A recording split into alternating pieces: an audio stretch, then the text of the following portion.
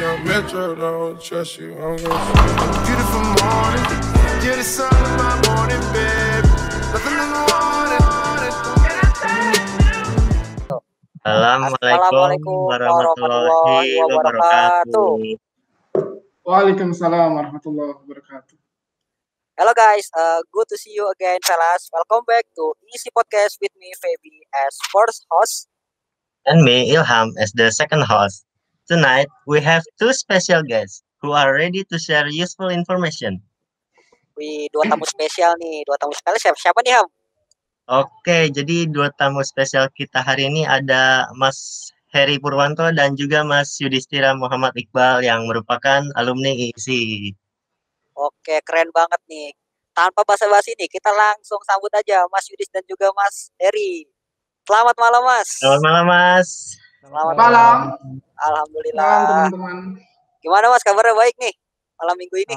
Alhamdulillah. Ya, walaupun kondisi COVID seperti ini, tetap jaga semangatnya lah untuk menjalankan aktivitas sehari-hari. Oke, mungkin langsung aja ya Mas ya. Kita di sini ya mungkin sering-sering santai aja lah gitu. Kayak kita mau tahu sih cerita lebih dalam soal Mas Heri dan juga Mas Yudis terkait pengalaman mungkin organisasi, pengalaman kuliah, atau pengalaman personal life juga. Ya, kita bakal bahas lebih dalam lah di sini gitu. Ya, ngobrol santuy aja sih sistemnya. Iya Mas, santai aja. Oke, Yoham, silakan. Ya Mas, jadi pada malam hari ini kita ada beberapa hal nih yang pengen kita obrolin bareng. Tapi Ham, gini. Oh iya, Apa? jargon. Belum kan? Wih, Nah, ada jargonnya Mas Tep? Ada dong. Nih, jargonnya gini ya. Ini saya ajarin nih. Jadi jargonnya easy talk. Nah, saya kan bilang easy talk. Nanti Mas Yudis, Mas Heri, Ilham dan juga saya bilang have a break, have a talk gitu. Oke? Oke, siap. Oke. Gimana? Jadi saya bilang easy talk ya Mas ya. Nah, Oke. nanti semuanya yang ada di room ini kecuali Ahmad bilang have a break, have a talk gitu. Oke? Oke. Siap ya? Korek. Siap. Tetap. Oke. 1, 2, 3. Easy talk. Have a break. Have a break. Mantap. Oke. Oke. Mungkin langsung aja nih ke sesi santai, obrolan santainya. Mungkin dari Ilham dulu deh. Mau barangkali ada mau ditanyain Ham, silakan Ham. Mas Tep dulu aja deh. Saya dulu nih. Oke. Ya, Mas Tep dulu. Oke Mas, mau nanya nih Mas buat Mas Yudis dan juga Mas Heri nih. Kan sekarang tuh ibaratnya lagi kondisi new normal lah. Ya kondisi COVID itu. Nah sekarang tuh kesibukannya apa aja sih Mas? Mengingat kesibukan kita tuh kayak benar-benar dibatasin gitu. Kayak keluar rumah, aktivitas rekreasi segala macam. Nah kira-kira kesibukannya apa sih Mas? Nah saya mau nanya ke Mas Yudis dulu deh. Silakan Mas Yudis. Kesibukannya sama sih kayak sebelum pandemi ya. Masih kerja juga, masih dagang juga gitu, masih ngurusin keluarga juga. Alhamdulillah masih diberikan kesempatan diberikan umur sampai saat ini. Oke, alhamdulillah. Nah, mungkin apa sih Mas yang perbedaan antara pada saat menjalani kegiatan offline dan online gitu, apakah lebih sibuk yang offline-nya atau yang online-nya Mas? Menurut Mas? Sebetulnya lebih ke arah bagaimana kita menjaga protokol kesehatannya itu sih. Kayak yang sebelum pandemi kan jarang kali ya kita stand by hand sanitizer gitu ya di mobil atau di kantong kita gitu. Sehari-hari cuci tangan lah, minimal cuci tangan lah. Hand sanitizer bagi sebagian orang mungkin suatu barang yang sebenarnya nggak mahal, tapi kayak daripada gue beli hand sanitizer mendingan gue beli makanan gitu kan ya. Iya. Kebiasaan itu yang berbeda, bener. Kebiasaan itu yang berbeda. Sesederhana cuci tangan itu yang dulu mungkin kita cuci tangan itu pas mau makan doang.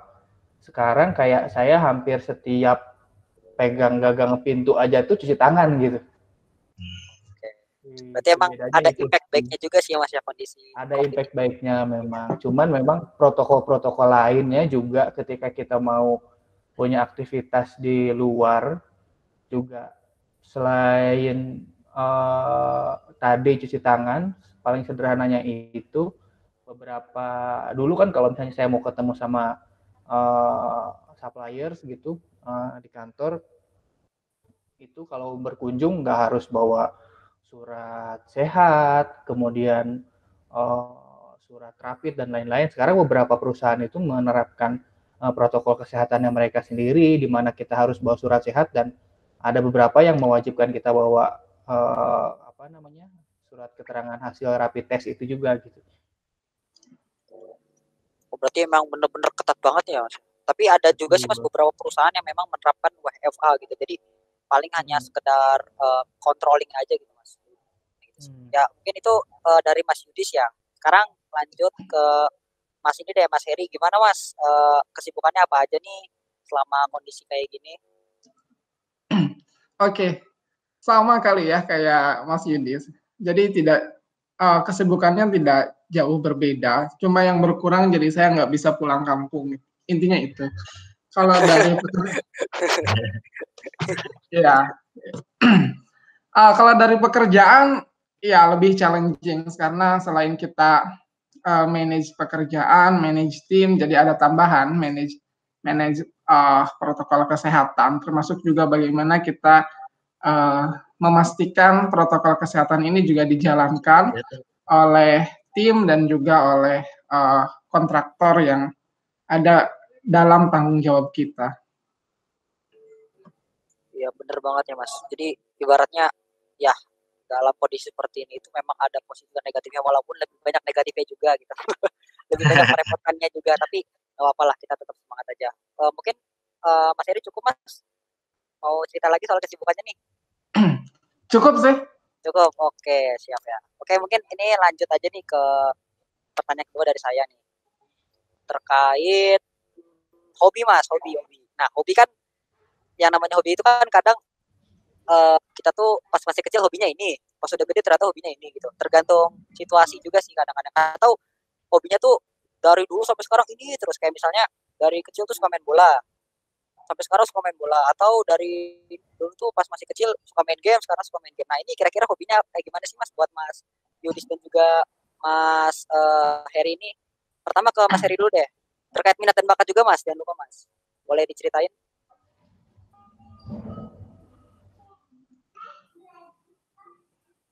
Siapa dulu nih? Mas Heri dulu Mas. Oke, thank you. Hobi saya dari dulu nggak terlalu banyak berubah ya. Jadi seputaran terkait olahraga ya paling itu saja. Kalau nggak main bola ya badminton. Kalau sekarang nambahnya paling goes. Goes karena ya gara-gara pas booming kemarin pandemi aja kan, awal-awal booming goes ya ikutan goes. Karena yang dinilai cukup aman lah ya. Olahraga yang cukup aman. Terkait dengan minat masih di bidang kelistrikan sih sampai saat ini. Sevisi Mas kita Mas. Oke, thank you. Oke, oh iya Mas, kan Mas Heri itu katanya suka main bola tuh Mas. Nah, kira-kira Mas Heri tuh ngikutin perkembangan sepak bola gitu Mas, kayak berita sepak bola dalam negeri atau luar negeri gitu? Udah enggak. Oh enggak. Terakhir aku ngikutin tuh hanya sampai SMA. Iya. Sampai AS Roma menang lawannya Real Madrid. Sampai saat itu enggak lagi. Nah itu Mas fansnya AS Roma Mas atau Madrid Mas? Aku fansnya AS Roma. Walah. Ya, Serie A sekarang emang ini sih yang OP-nya tuh Juventus sih Mas. Emang susah banget. Iya. Banyak Ronaldo masuk. Oke, mungkin itu ya sekian dari Mas Heri. Sekarang lanjut ke Mas Yudis nih. Mas Yudis terkait hobi, minat dan bakatnya apa aja sih Mas? Mungkin boleh cari-cari di sini lah. Hobi nyanyi di kamar mandi kali ya. Hobi kita umat. Nah, itu yang paling aman sih sampai sekarang masih saya jalanin sih, palingnya itu di seni.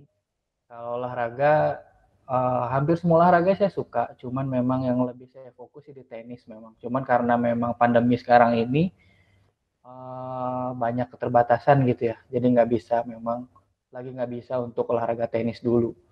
Gitu. Udah hampir setahun kayaknya saya nggak tenis. Lebih kayaknya, lebih setahun lebih betul, setahun lebih. Kalau misalnya kayak nonton film gitu Mas atau baca buku seperti itu sering nggak Mas atau sama sekali nggak pernah? Nonton film, baca buku senang juga, cuman memang eh hanya based on apa yang direkomendasiin orang-orang gitu, Oh, nggak yang sengulik itu nyari buku apa sih yang kira-kira seru untuk dibaca gitu. Yang teman-teman coba deh lu baca buku ini, karena awal saya suka baca buku itu juga memang karena direkomendasiin sama teman gitu. Dulu dulu saya bukan orang yang terlalu senang baca buku. Semester 1 kuliah kali ya, dikenalin sama ada teman satu kos gitu. Coba deh kamu baca buku ini gitu. Kalau kamu memang lagi bosen, jenuh sama aktivitas sehari-hari, baca buku aja gitu. Baca buku tuh kamu bisa melatih imajinasi kamu gitu, yang mungkin kamu biasa cuma nonton doang, disuguhin sama efek-efek yang bisa diterjemahkan oleh si pembuat film gitu. Kalau kamu baca bukunya mungkin kamu bisa berekspektasi kalau ini nanti tampilannya bakal kayak gini gitu, bakal kayak gitu gitu. Yang itu juga mungkin yang bikin beberapa orang ketika nonton film A itu suka compare, kok beda ya sama di buku gitu. Karena memang iya bener banget Mas, bener banget. Dilan Mas, Dilan. penerjemahan setiap orang tuh beda-beda kan, betul betul. Iya Mas. Gitu. Nah itu soal buku ya Mas. Saya mau nanya yang buku yang direkomendasikan sama teman Mas nih yang pernah Mas baca tuh soal apa sih Mas? Judulnya apa gitu? Wah, saya lupa tuh. Udah lama banget. Lama banget. Kan buku tentang motivasi sih. Oh, Oke. mungkin untuk hobi dan minat bakat ya emang punya perbedaan masing-masing lah. Mas Heri sukanya ini, Mas Heri sukanya ini gitu. Tapi apapun itu jadikanlah hobi dan minat bakat itu menjadi ya ajang refreshing juga buat kita lah gitu Mas ya. Untuk menambah aktivitas kita sehari-hari gitu. Oke, lanjut ya. Mungkin untuk yang Mas Yudis dan Mas Heri ini kita mau ngobrol soal ISI nih Mas. Nah, sebelumnya kan Mas Yudis dan juga Mas Heri ini pernah join ISI ya. ISI kan, ISI Unsur gitu. Nah, kira-kira mau nggak sih Mas kayak sharing pengalaman gitu terkait ISI yang pernah dulu Mas Yudis dan Mas Heri ini jalanin? Ya bebas Mas mau sharing apa aja, kayak misalnya sharingnya itu soal dulu kepengurusannya kayak gimana, sistem perekrutan pengurusnya gimana, terus rekrut member kan ada member ya. Kalau dulu ada member kan, kalau misalnya itu kan direkrutnya seperti apa, terus divisinya tuh kayak gimana, program kerjanya tuh sebanyak apa gitu. Kayak gitu sih Mas. Terus terkait masalah yang pernah dihadapi di situ apa aja gitu. Silakan buat Mas Yuris dulu sekarang. Saya dulu nih. Kayaknya ini, saya melangkahin Mas Heri nih. Jadi tuh, saya tuh apa ya? Dulu tuh agak nggak minat ikut organisasi di kampus itu, karena memang lebih minat olahraga. Dulu saya lebih dulu ikut UKM tenis Unsud di kampus. Bahkan dulu kan elektro itu masih di Purwokerto kan. Elektro sampai 2010 itu masih di Purwokerto, sipil geologi itu sudah di Blater gitu kan. Terus dulu waktu itu belum ada ISI. ISI pada saat saya masuk 2009 itu lagi vakum. Gitu. And thanks to senior kita angkatan 2008, 2007, 2006 yang membantu untuk kita rebate lagi IIC di tahun 2011 kalau saya nggak salah. 2011-an, 2010 apa 2011 gitu. 2011 awal kan. 2010 akhir sampai 2011 awal itu diinisiasi sama Mas Heri sebagai presiden pertama setelah kita rebuild. Sebelumnya ada presiden IIC di tahun 2004 atau 2005 kalau saya nggak salah. Setelah vakum itu 2011 itu ya Mas Heri lah yang memang salah satu yang mengajak saya untuk ayolah kita rebuild lagi IIC gitu, karena memang kita merasa memang butuh ada wadah yang bisa membantu kita untuk meningkatkan kemampuan bahasa Inggris gitu. Walaupun kalau saya lihat kemampuan bahasa Inggris Mas Heri itu udah di atas rata-rata gitu, ngapain lagi harus ada cuman kayak kita dulu pada saat masuk pengen belajar bahasa Inggris itu susah gitu. Pengen belajar bahasa Inggris itu susah gitu. Saya itu kalau mungkin nanti teman-teman bisa share ya apa namanya CV saya ya. Gitu. Sebenarnya itu bisa jadi podcast berbeda nanti tapi nggak apa-apa saya kasih bocoran. Dulu itu pertama kali saya bisa berbicara bahasa Inggris lancar itu di tahun 2009 kakak kelas saya Mas Heri, kalau saya nggak salah Mas Tepi gitu, terus Mas Solihin, ya bener ya, kalau nggak salah waktu itu ngajakin kita buat belajar debat bahasa Inggris bareng gitu. Dimana saya tuh nggak bisa ngomong bahasa Inggris, sesederhana itu. Saya cuma pengen bisa ngomong bahasa Inggris, saya pengen kemampuan bahasa Inggris saya meningkat karena saya pikir kemudian hari saya akan membutuhkan kemampuan itu gitu. Sederhana itu sih sebenarnya. Saya pengen ikutan, kemudian disuruh langsung, belum diajarin apa-apa, langsung disuruh ngomong bahasa Inggris di depan sama Mas Heri. Oh, jangan lupa ada Mas Yusron 2007 waktu itu. Juga yang jadi tentor kita, nggak sampai 10 detik saya nggak bisa ngomong apa-apa, cuma 2-3 kata bahasa Inggris doang gitu. Padahal yang ngasih yang ngasih contohnya gitu Mas Heri dan senior-senior yang lain tuh udah yang kayak cacis ngomong bahasa Inggris banyak banget. Nah dari situ tuh udah yang aduh kayaknya saya salah tempat nih gitu kan. Saya salah tempat, kemudian diajakin terus. Yang saya bersyukur itu, saya masih ingat ada salah satu kata-katanya Mas Heri gitu, kalian tuh harus bersyukur di Unsud itu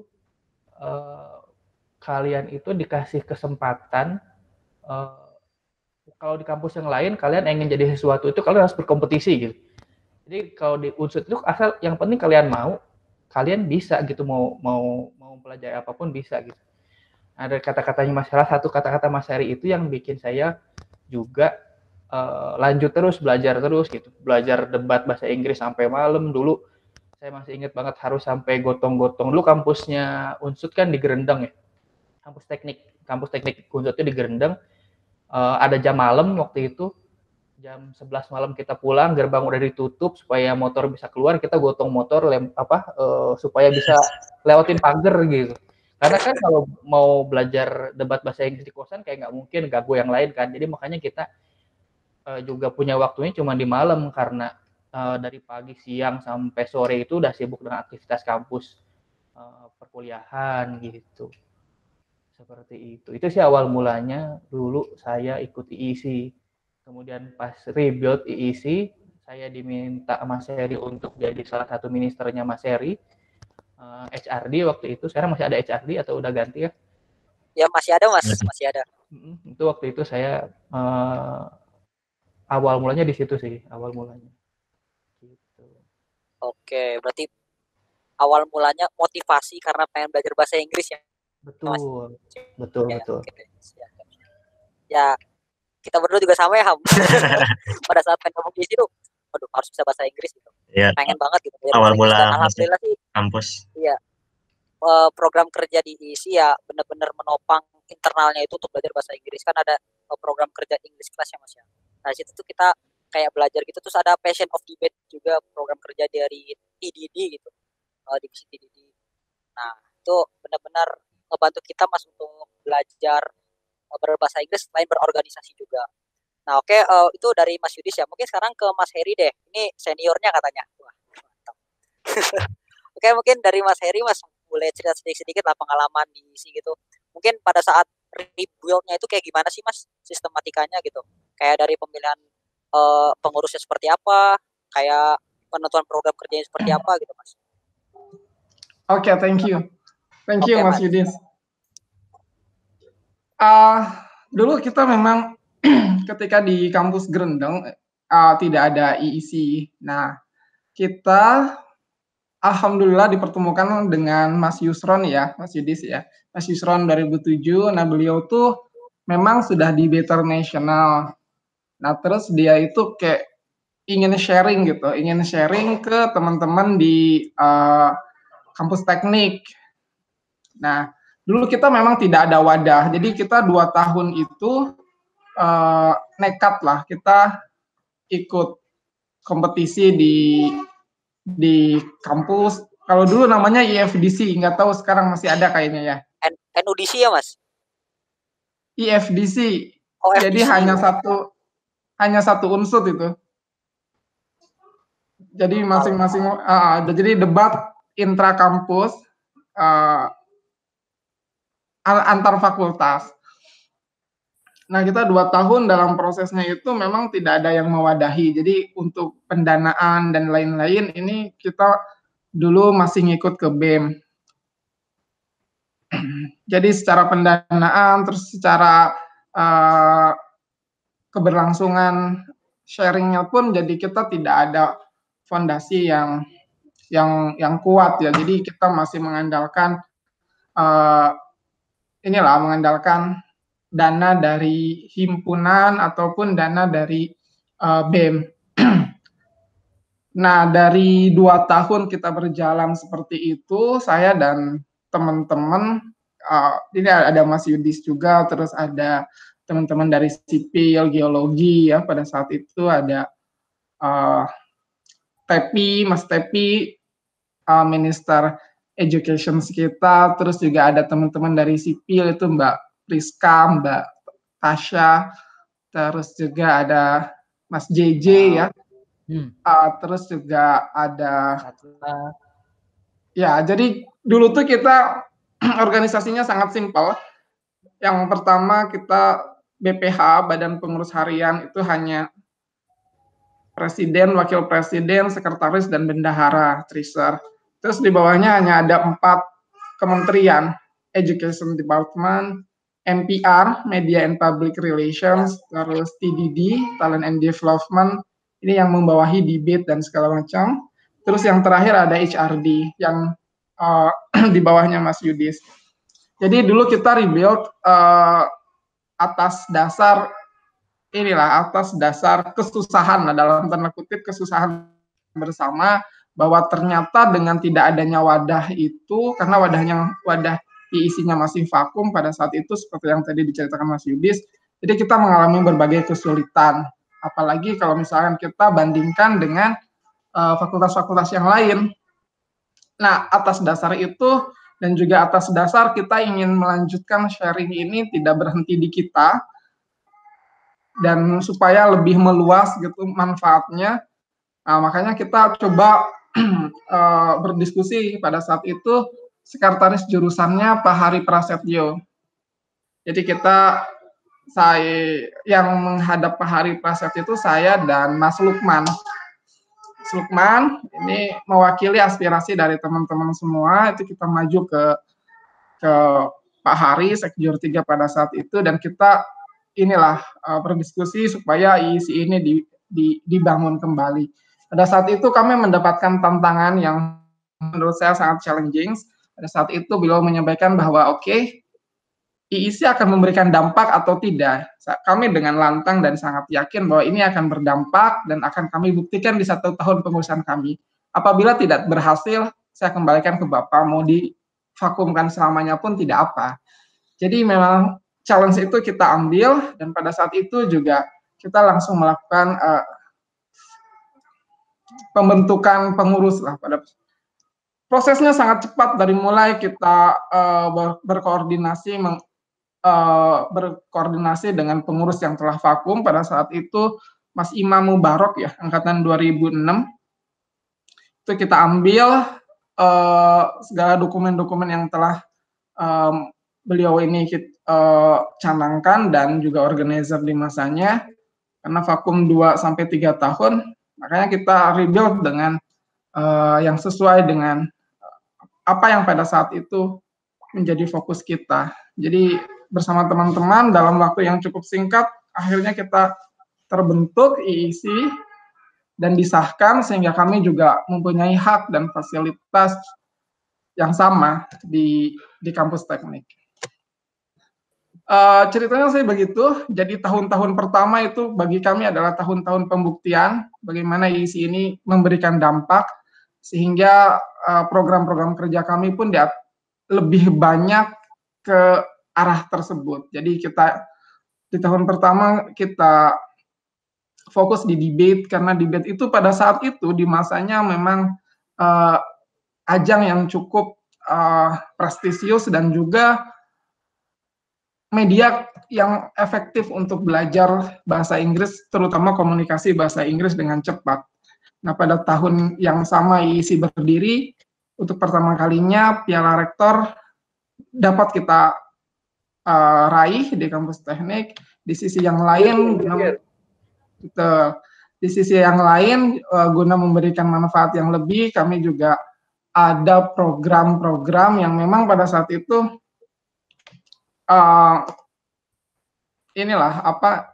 shortcut lah. Contoh kita ada program di Educations itu ada namanya Google Error Translations Class. Nah itu kelasnya Mbak Priska sama Mbak Tasya dulu ya. Jadi pada saat itu kami melihat bahwa teman-teman mahasiswa terutama yang ingin mengerjakan tugas akhir itu kan dia mau nggak mau harus bikin abstrak in English. Nah itu ya kopas dari Google aja banyak kan. Dan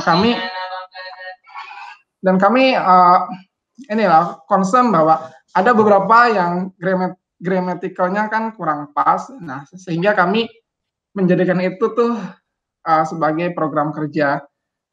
Kelasnya itu ada, terus materinya juga ada, mungkin Mas Idris masih ada ya. Terus itu yang pertama, terus yang kedua conversation class. Nah, jadi masih yang sangat-sangat sederhana tapi manfaatnya terasa.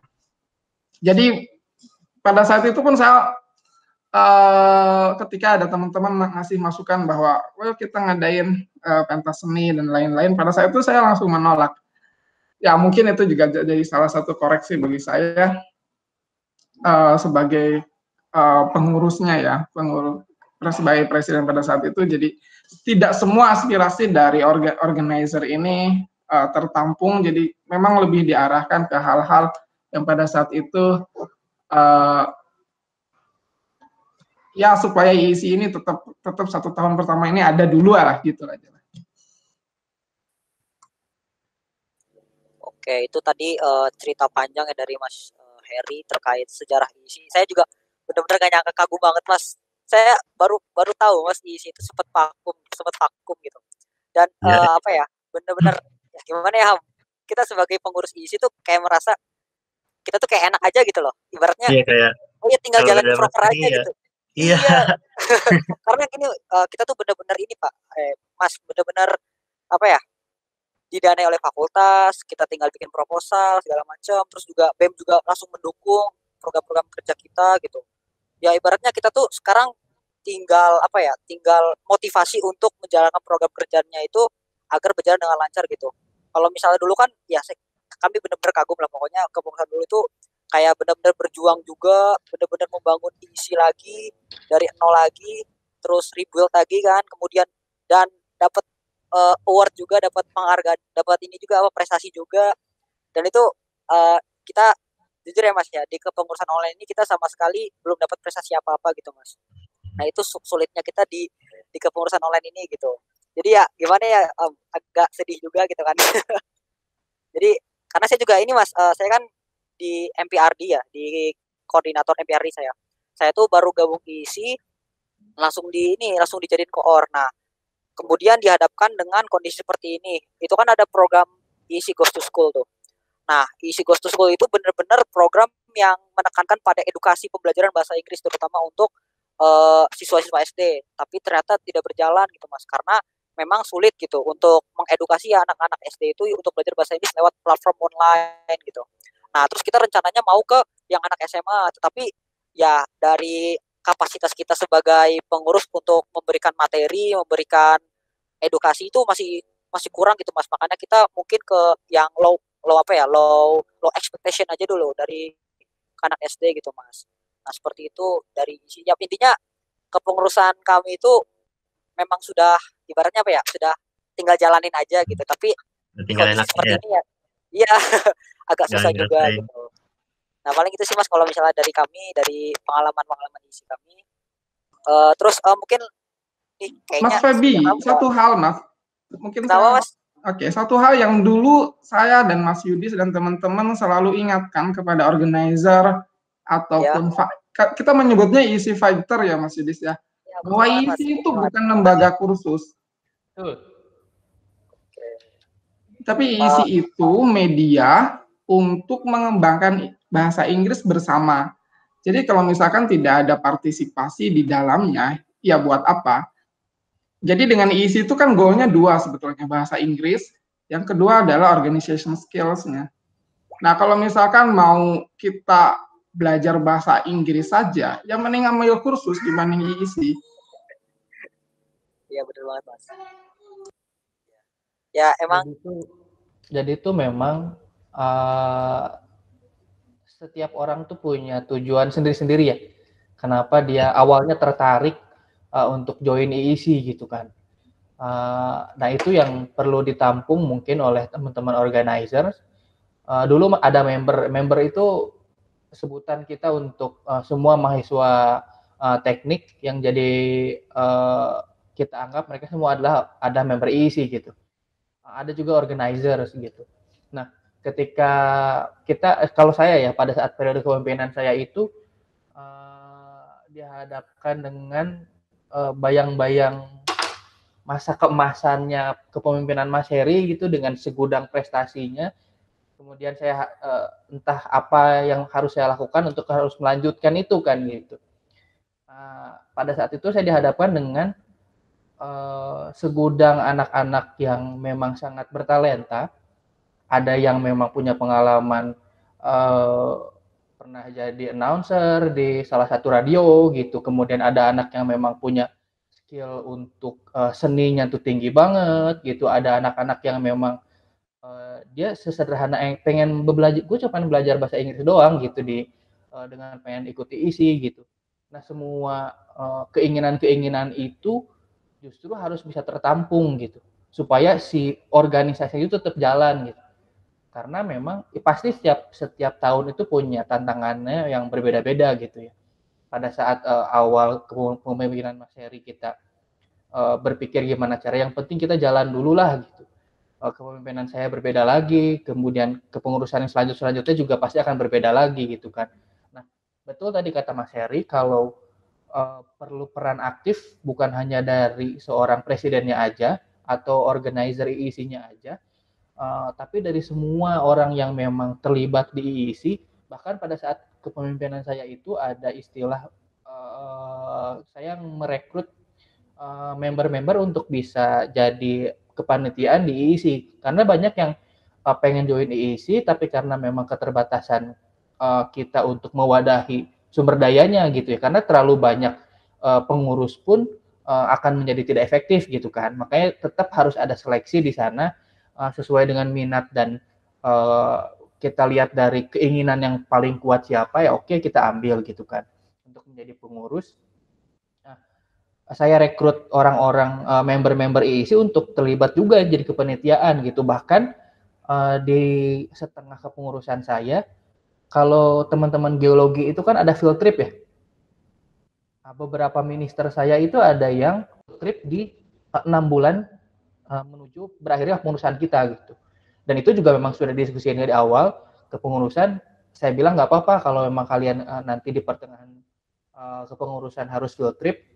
Saya akan tunjuk teman-teman yang sudah selama 6 bulan itu ikut di organizer untuk challenge mereka untuk menjadi kalau bahasa sekarang PLT-nya lah gitu ya, PLT minister gitu, untuk bisa menggantikan si minister utamanya yang sedang field trip ke Karangsambung atau kemana gitu. Kalau teman-teman geologi kan ada field trip gitu. Nah itu juga challenging buat saya. Kenapa? Karena memang tadi saya ada di bawah bayang-bayang masa keemasan IEC 1 tahun sebelumnya dengan segudang prestasinya gitu. Yang teman-teman yang saat itu berharap, oh gue pengen jump to next level gitu. Saya pengen ikutan kompetisi bukan cuma di universitas, tapi pengen ke nasional ataupun international competition. Gitu. Jadi itu yang perlu diwadahin karena pasti ya Mas Ilham, terus Mas siapa namanya saya lupa. Feby, Mas. Ya semua lah ya, semua organisasi yang sekarang pun pasti punya keinginan sendiri-sendiri, dan itu kalian harus fight untuk memperjuangkan itu, karena yang harus kalian ingat itu ketika pertama kali join IISI adalah kenapa saya mau join IISI gitu, dan kalian harus dapetin itu. Dan gimana caranya ajak teman-teman yang lain juga untuk memfasilitasi. Jadi kayak Mas Feby, Mas Ilham punya keinginan apa, untuk mencapai keinginan itu kan perlu cara ya gitu ya. Nah, kalian saling support satu sama lain. Memang dananya terbatas yang dikasih sama kampus. Nah, pinter-pinternya kalian lah gimana caranya supaya semua program itu bisa berjalan tanpa harus mengorbankan satu sama lain gitu. Itu sih kalau menurut saya. Oke, terima kasih Mas. Ya ini juga buat masukan juga buat isi kepengurusan sekarang. Ya betul Mungkin Chef. ya buat kepengurusan Ada selanjutnya yang juga. Ya benar-benar inilah cerita-cerita dari Mas Yudis dan juga Mas Heri ini benar-benar mengangkat motivasi kita juga, terus juga menjadi referensi kita juga, menjadi acuan semangat kita lah untuk menjalankan kepengurusan ini walaupun di tengah pandemi seperti ini. Oke, mungkin langsung ke sesi selanjutnya ya, ke Ilham deh sekarang yang barangkali mau nanya-nanya. Ham, silakan Ham. Oke deh Mas Pep. Sebelumnya saya mau terima kasih dulu ya kepada Mas Heri dan Mas Yudis. Mendengar cerita tadi tuh, kayaknya ngebayangin kalau nggak ada Mas Heri dan Mas Yudis dulu pas nge-rebuild, sekarang mungkin belum ada isi gitu. Apa udah masih ke vakum gitu lah ya. Ya pasti ada yang lain lah Mas.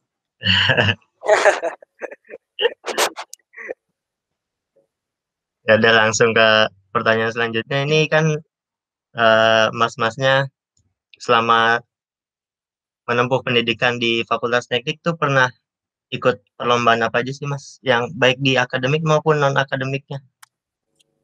Mungkin Ya, Mas, dari yang Mas ya Mas Heri mungkin dulu selain deh sekarang. isi deh Mas, selain yang isi gitu. Mungkin Ya, ada lomba selain lain isi. gitu. Nah, iya itu Mas. Kegiatan lainnya itu saya kan sebelum 2 tahun di HMTE, 2 tahun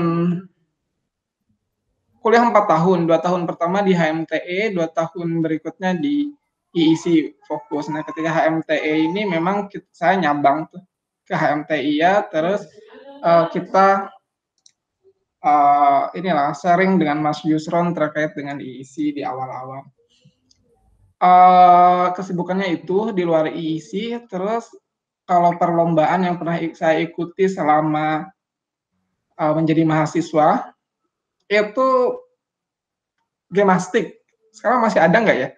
Dulu namanya gemastik, pagelaran mahasiswa TIK. Saya dulu ambil ada salah, jadi dia tuh digelar oleh Dikti, Dirjen Perguruan Tinggi, terus masing-masing kampus itu ngirim. Nah, dulu perlombaannya terkait dengan saya yang sub bidangnya banyak, ada networking security dan lain-lain terkait TIK. Terus ada satu topik terkait dengan ini apa sih, kayak karya tulis ilmiah. Pada saat itu saya nulis terus saya minta dibimbing oleh 2 karena terkait dengan cyber law. Jadi saya minta dulu tuh Dr. Agus Raharjo, orang hukum, yang satunya lagi Dr. Retno, mungkin sekarang sudah profesor ya, Bu Retno. Ya benar, udah profesor sekarang alhamdulillah. Alhamdulillah. Nah, itu dibimbing 2 itu alhamdulillah masuk grand finalist. Jadi dari 273 di screening 10 besarnya itu berajang di finalis. Jadi yang masuk finalis itu saya sama Mas Yusron. Nah, itu masuk finalis. Terus di sana itu diambil lagi 5 besar sebagai grand finalist, masih masuk. Tapi pada saat itu belum dapat juara 1 2 3-nya. Gitu. Terus non akademisnya pada saat itu di zaman saya itu ada namanya program Telkom ya. Telkom itu nawarin kayak magang, terus dikasih insentif lah, bukan gaji. Kalau gaji insentif lah ada, ya lumayan pada saat itu lumayan, buat bayar SPP masih lebih. Jadi itu dia rekrut tuh mahasiswa semester akhir, dia rekrut, terus dia perkerjakan di cabang-cabangnya. Pada saat itu screeningnya mulai dari tes psikologi, terus tes bahasa Inggris, forum group discussion, sama kayak kita menjalani rekrutmen untuk karyawan gitu ya. Cuman ini hanya sampai HRD. Jadi begitu sampai di HRD, nanti dipilih. Nah itu saya alhamdulillah kepilih, terus ditempatkan di Arnet Purwokerto tuh. Jadi di yang dekat di Purwokerto. Dapat bagian electrical, mechanical, sama sipil pada saat itu. 4 bulan di sana. Dulu sih gara-garanya tuh bosen ngerjain TA, gak kelar-kelar karena alatnya nggak jadi-jadi, jadi saya udah ambil sana dulu. Nah itu begitu selesai baru saya lanjutin TA. Udah gitu aja. Baik, Mas Heri, keren banget itu apa yang gemastik sampai masuk ke 5 besar dari 270-an peserta itu. Mas Feb bisa kayak gitu nggak, Mas Feb? Insya Allah bisa. Amin. Cuman udah semester tua, Wan. Udah semester 6, pengen fokus KP dulu lah. Ya, lalu untuk Mas Yudis, mungkin ada cerita tersendiri, silakan. Ini kalau ngomongin prestasi saya jadi minder soalnya sama Mas Heri sih. Ini pembicaranya saya jadi aduh. Jadi ibaratnya ini bisa jadi thumbnail ya nanti Presiden Nasakom versus Presiden Mapres gitu kan. Jadi presiden yang satu tuh segudang prestasi itu banyak banget, dan satu tuh kayak receh banget gitu kan. Enggak, itu Mas Yudis tuh banyak merendah itu. Enggak, ini asli. Dari IPK aja tuh udah jauh banget lah Mas Heri Mas saya. Cuman saya itu orangnya semua orang mungkin punya titik desperate-nya sendiri-sendiri gitu ya. Tapi saya itu orang yang ketika saya jatuh pasti saya akan depresi, tapi setelah itu saya harus bangkit lagi. Ya, kalau orang lain bisa, kenapa saya enggak gitu. Termasuk soal akademik, nilai saya pernah dapat nilai 1, gitu. Jadi kalau teman-teman yang dengar ini merasa minder dengan nilainya, karena kalian misalnya dapat nilai 1, nilai 1, gitu, saya bisa lulus sebagai lulusan terbaik pada saat itu ya. Tapi kalau di-compare IPK-nya sama Mas Heri ya jauh lah gitu. Jadi saat periode saya lulus itu, saya dapat salah satu plakat gitu. Nggak tahu kalau zaman dulu ada, Mas Heri dapat deh kayaknya. Kalau yang lulusan terbaik itu nggak cuma dapat si medali di toganya itu, tapi juga dapat si plakatnya itu yang dari kampus gitu dulu ya. Saya nggak tahu kalau sekarang gitu. Sebagai apa namanya penghargaan lah dari kampus karena kamu lulus dengan nilai tertinggi pada saat itu. Nah itu apa namanya poin saya bisa bangkit laginya itu di semester selanjutnya. Semester 2 saya pernah dapat nilai 1, IP-nya. Terus saya cari tahu gimana caranya sih supaya bisa dapat IPK tinggi. Saya sempat mikir apa saya bodoh gitu ya. Apa saya pindah kampus lain aja, apa jurusan lain aja gitu. Sempat kepikiran kayak gitu, tapi ketika ketemu orang-orang kayak Mas Heri, kemudian saya belajar sama mereka gimana cara mereka belajar, gimana cara mereka ternyata apa yang saya pikirkan selama ini itu tidak sesulit itu loh gitu. Beruntungnya tadi saya ketemu sama orang-orang kayak Mas Heri, Mas Yusron, gitu, Mas Opi dulu, senior-senior dan teman-teman angkatan yang emang juga baik banget yang mau ngajarin saya dari ketertinggalan yang cukup jauh gitu waktu itu sampai akhirnya bisa lulus gitu. Kalau prestasi ya saya nggak ada, kalau dibilang prestasi sih bukan prestasi gitu, itu kayak bonus lah gitu ya. Bonus kalau kompetisi ikut selama kuliah itu selain mungkin di IEC ya ikut debat bahasa Inggris, walaupun saya cuma ikut sampai level sensation doang, nggak sampai AFDC karena waktu itu ada acara keluarga pas acaranya, jadi saya nggak bisa ikut. Terus di kampus di akademik pernah ikut kompetisi gemastik juga sama kayak Mas Heri, cuman finish di peringkat 25 waktu itu. Apa permainan bisnis kalau saya nggak salah kategorinya. Sama timnya waktu itu ada 2 orang, Mas Iwan sama Mas Jojo. Terus juga pernah ikut kompetisi PLC sama senior dari 2007, ada Mas Agam sama Mas Ikhlas, Mas siapa lagi, banyak lah, sama teman-teman 2009 juga, ya benar, banyak yang ikut juga waktu itu di ITB. Alhamdulillah waktu itu juara harapan berapa gitu saya lupa, tapi Mas Ikhlas sama Mas Agamnya gitu saya lupa, mereka yang dapat. Mas Oksa juga ada pernah waktu itu PLC itu di ITB. Terus juga saya non akademiknya karena hobi saya di olahraga, di tenis, ikut UKM. Kita pernah ikut kompetisi di UNES Semarang gitu, kita wakilin Unsud untuk kompetisi di sana. Walaupun ya memang kita masih kalah dari mereka, mereka mungkin persiapannya lebih bagus, atau mungkin kita yang fighting spiritnya yang kurang sih. Jadi kalau di compare sama seri sih jauh banget gitu kan. Kalau saya itu orangnya memanfaatkan ada fasilitas kampus, kenapa nggak saya pakai gitu untuk saya berkembang. Masalah saya juara apa enggak itu bonus gitu intinya sih itu. Tapi proses ketika saya untuk bisa ikut kompetisinya itu yang saya cari sebenarnya. Jadi kalau teman-teman berpikiran saya harus dapat IPK bagus atau saya harus jadi lulusan terbaik, saya harus kumlot, itu bagus gitu ya untuk penyemangat supaya kalian punya tujuan kayak gitu. Tapi ketika itu nggak tercapai, saya juga sempat punya pemikiran seperti itu gitu. Saya pengen lulus kumlot karena ya mungkin adalah saudara-saudara saya yang lulus kumlot gitu kan. Jadi punya tujuan juga gitu kan, pengen kayak mereka gitu. Ternyata pada saat menjalani nggak semudah itu gitu. Semester 2 saya pernah nasakom gitu kan. Kemudian akhirnya saya berjuang lagi gimana caranya untuk bisa mengembalikan nilai saya jadi lebih bagus gitu dari sisi akademik gitu. Termasuk kemampuan bahasa Inggris saya gitu.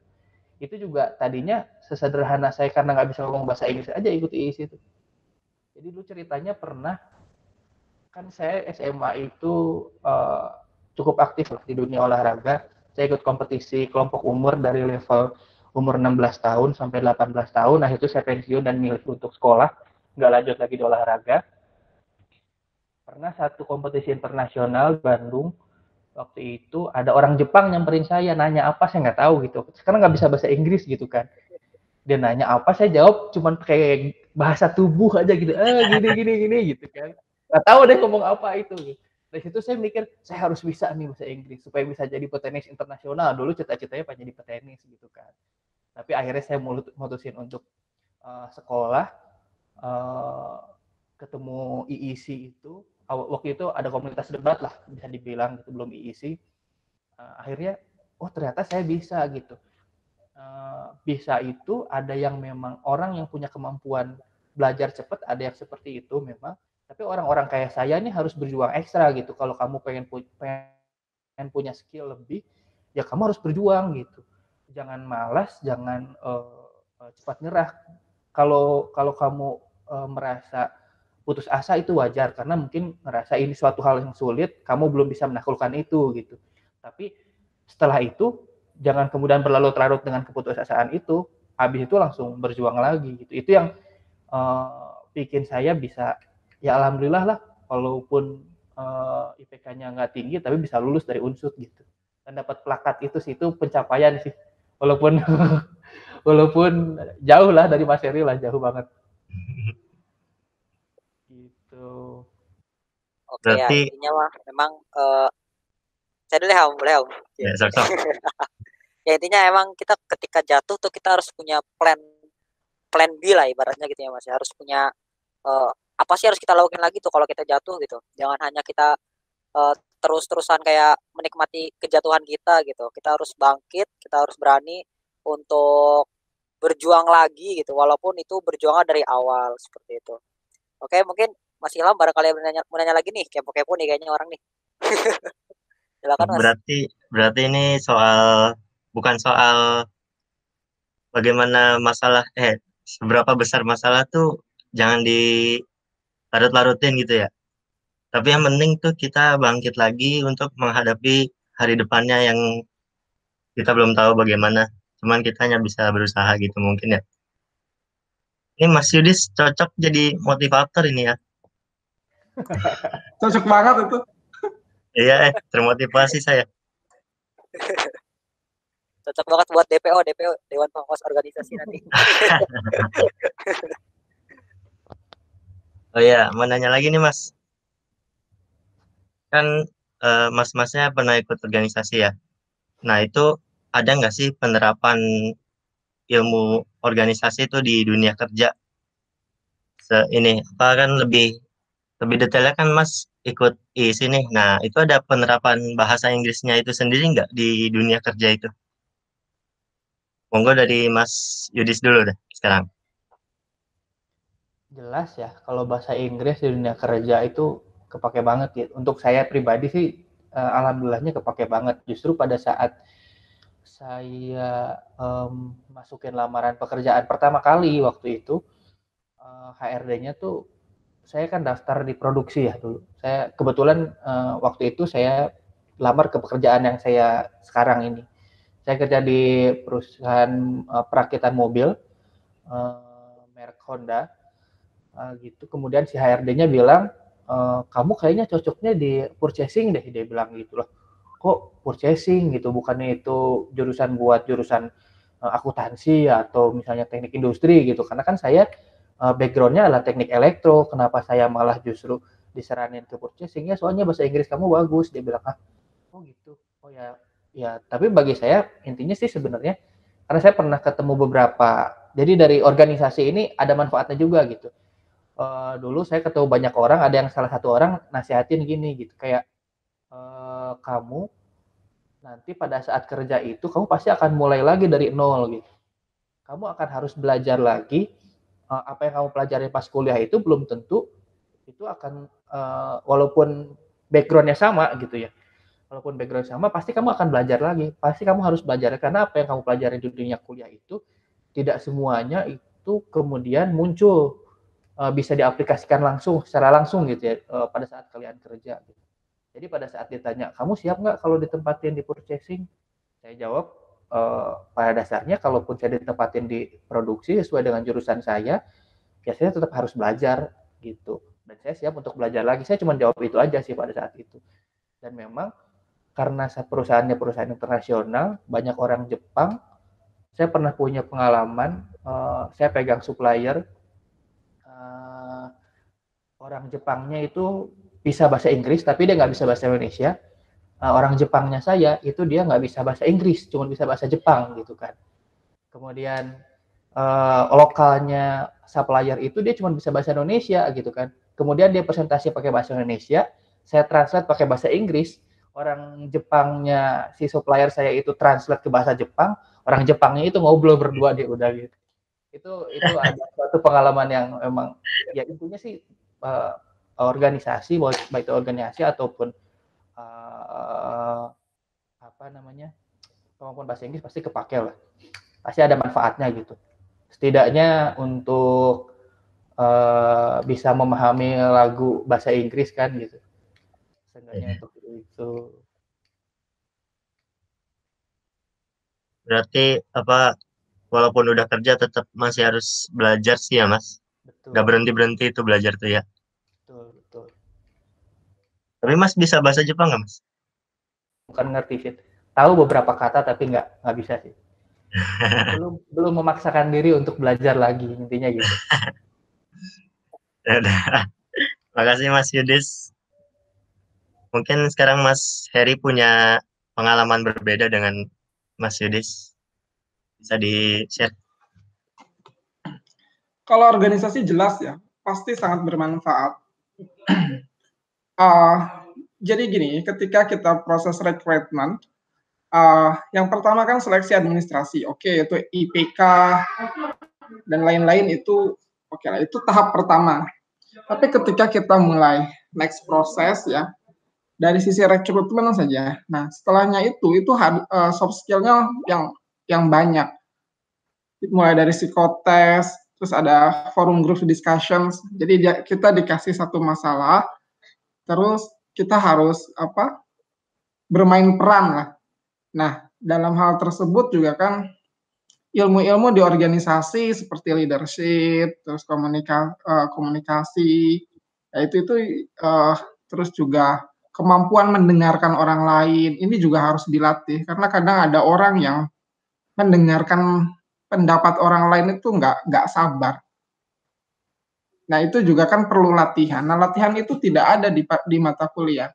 Mata kuliah kan simulasinya hanya di kerja kelompok dan ya hanya sebatas itu. Tapi kalau di organisasi ketika kita dikasih project, assignment, hasilnya itu bonus. Kayak tadi misalkan kita mendapat prestasi itu bonus. Tapi justru yang justru yang membentuk karakter kita itu adalah ketika berproses itu. Jadi kalau teman-teman tidak berproses di organisasi yang nggak dapat apa-apa, itu dulu saya selalu dan teman-teman itu kita tekankan itu. Saya tidak ketika organisasi tiga organizer saya itu mengajukan surat resign ke saya dan saya approve. Jadi dan itu pun memberikan jadi tidak ada hal yang tidak baik. Semuanya itu bisa menjadi baik ketika hal tersebut masih dalam tahap belajar. Dan IISI itu pun media belajar, karena media kampus itu media belajar sebelum kita jatuh kepada atau terjun kepada dunia kerja yang sesungguhnya. Di dunia kerja, belajar memang harus ada dan pasti akan selalu ada, karena kan perkembangan teknologi berubah, kecenderungan orang berubah, ya antara Gen Y dengan Gen Z dan milenial pun berubah, pasti orientasinya berubah, keperluan pasar berubah. Belajar akan selalu terus ada. Namun, belajar di IISI atau belajar di kampus, itu risikonya sangat kecil. Kalaupun tidak berhasil, ya udah, tidak apa. Ya oke lah kecewa pada saat itu, tapi tidak ada dampak yang lebih besar. Tapi kalau misalkan di dunia kerja, dampaknya itu akan langsung terasa.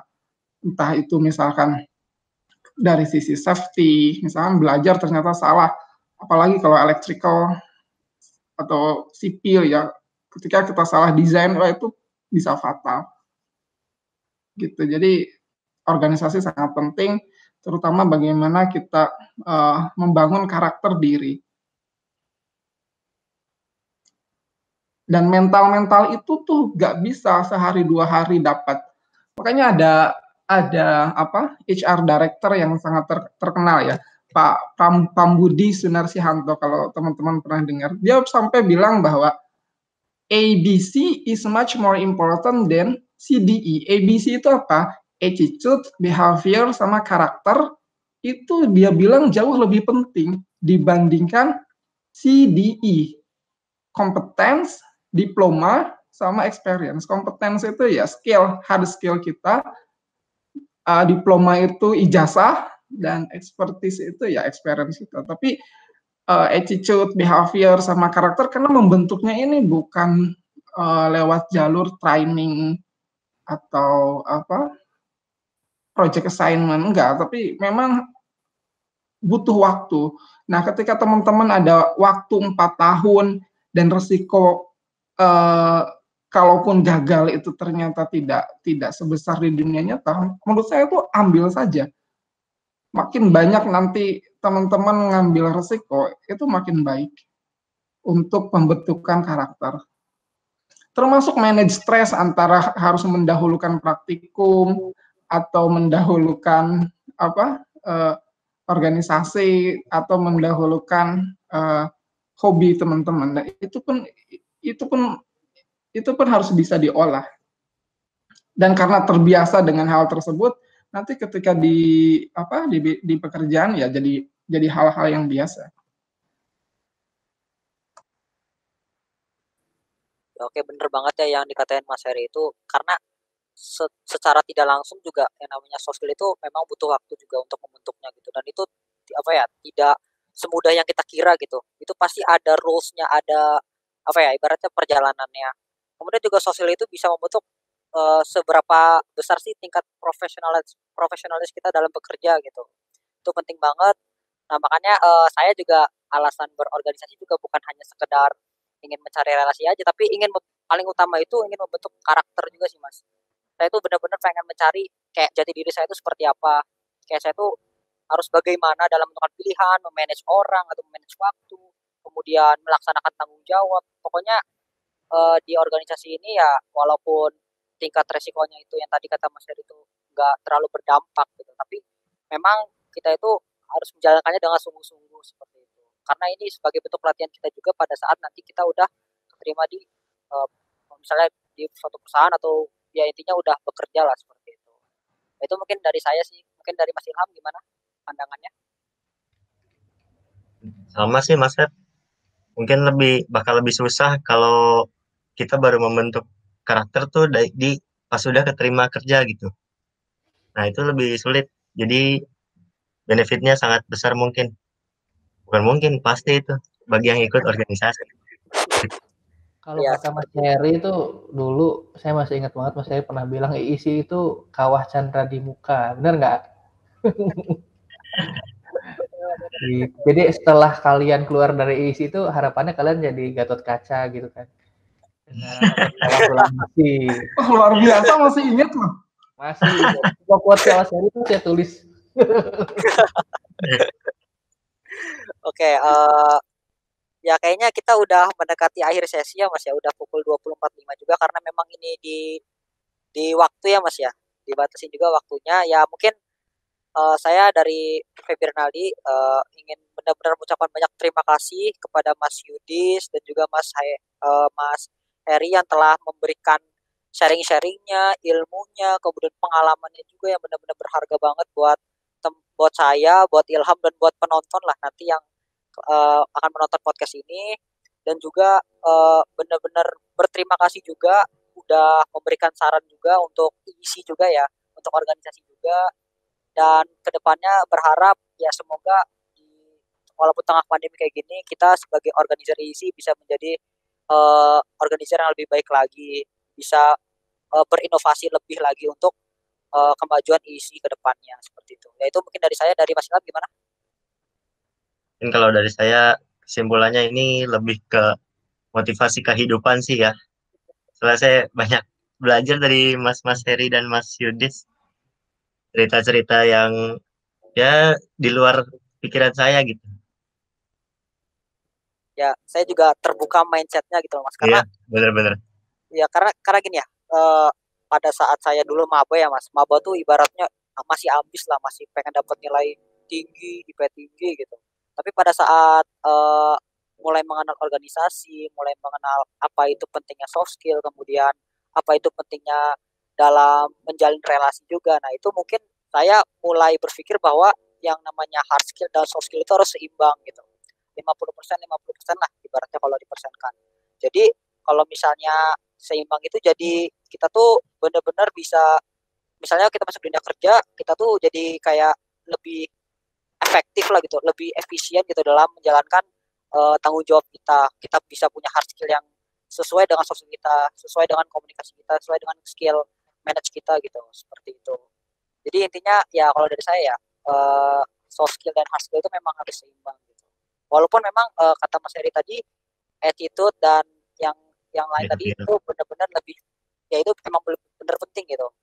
Nah, seperti itu. Mungkin dari saya sih itu gimana ya? Mungkin karena udah di penghujung acara sih Mas. Nanti kita ngobrol-ngobrol lagi lah Mas, next lah. Dan nanti adain podcast lagi dan mungkin kita bakal bikin episode yang lebih seru lagi gitu untuk bahasan-bahasan ngobrol. Ya, bisa deh.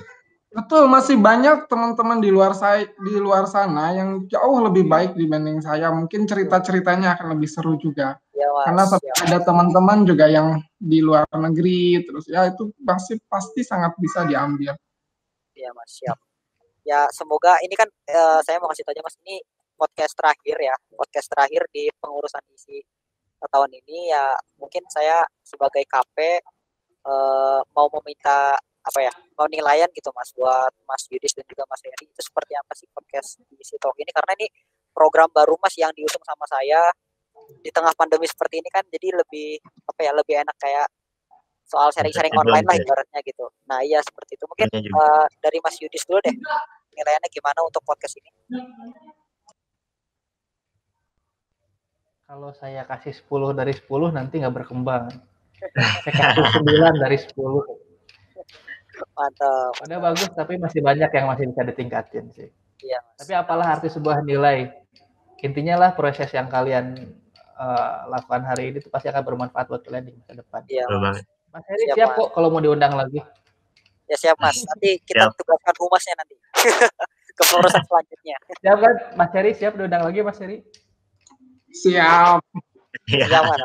Seru nih, seru Mas. Aduh, pengen ngobrol lagi, cuman emang udah ini sih Mas sesuai aturan juga untuk videonya durasinya sekitar 90 menit gitu. Oke, mungkin buat Mas Heri gimana Mas?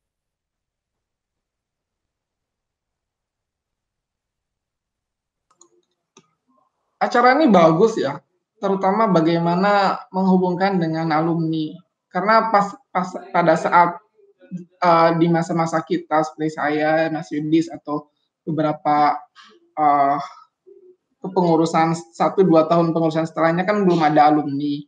Nah, mungkin teman-teman bisa lebih menggait itu dan ya bisa memberikan pandangan lain. Oke, mungkin sekian itu ya dari Mas Heri. Terima kasih banyak atas penilaiannya buat podcast ini. Ya semoga apa yang tadi disampaikan oleh kedua narasumber kita bisa menjadi evaluasi buat panitia podcast ke depannya seperti itu. Oke, mungkin podcast kali ini sampai di sini dulu ya, Mas. Waduh, nggak terasa Kalian ya. masih pengen ngobrol tahu. Nggak kerasa juga. Oke. Sekarang masih Pak Dr. Purwanto Bekti itunya, apa pembinanya? Ya masih. Ya masih. Pak Edi. Oh masih ya. Oh. Oke. Purwanto. Purwanto ya. Iya itu dari zaman kita ya Mas Yudis ya. Iya. Saya dari dulu itu. Betul, dari yang pertama itu. Oh. Pak Purwanto. Mantap ya. Oke. Thank you. Oke, thank you Mas Heri dan juga Mas Yudis. Sekali lagi terima kasih buat sharing-sharingnya malam ini. Dan jangan lupa buat teman-teman nanti untuk menonton ya acara podcast kita bisa lewat Instagram di GTV. Nanti akan rilis akhir bulan, berarti tanggal sekitar tanggal 30-an lah atau tanggal 29 itu. Kemudian nanti juga bisa disaksikan juga di YouTube Isi Unsur. Boleh Mas nanti ditayangin Mas di situ. Oh iya nanti juga kita bakalan tag Instagramnya Mas Yudis juga serta Mas Heri. Ada Instagram Mas? Ya. Ada. Ada. Mas Heri di gimana CV Mas? ya? Ya. Mas Heri gimana Mas? Kalau mau di tag? Nggak ada saya. Oh nggak ada. Nggak nanti nyediain profilnya aja Mas, profil Mas Heri gitu di caption Instagram gitu. Sama cantumin aja nanti. Ya. Thumbnail juga nanti kita bakal ini nih yang tadi sesuai dengan yang Mas Yudis. cuman ini juga sih Mas agak clickbait gimana gitu. Iya, boleh. Ya udah mungkin teman-teman juga jangan lupa untuk di YouTube ya like and subscribe serta komen dan share ke teman-teman kalian agar teman-teman bisa mendapatkan update terbaru dari podcast di Isi Unsur. Yuk silakan Am. Barangkali ada yang mau disampaikan. Ya. Thank you buat Mas Heri dan Mas Yudis yang udah bersedia sharing opini dan cerita-cerita yang bermanfaat